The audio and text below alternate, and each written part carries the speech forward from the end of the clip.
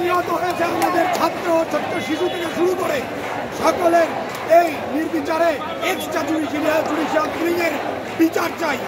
আমরা এই ছাত্রদের সাথে সংহতি জানাচ্ছি এবং আহ্বান জানাচ্ছি বাংলাদেশের প্রত্যেকটি ঘরে ঘরের মানুষ নেমে আসুন।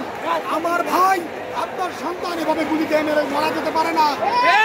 আমার আপনার ট্যাক্সের টাকায় কেনা হয় বুলেট, সেই বুলেট কেন আমার সন্তানদের বিরুদ্ধে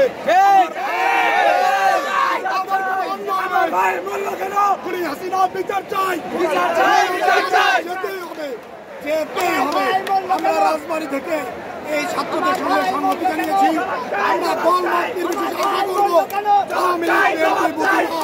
সবাই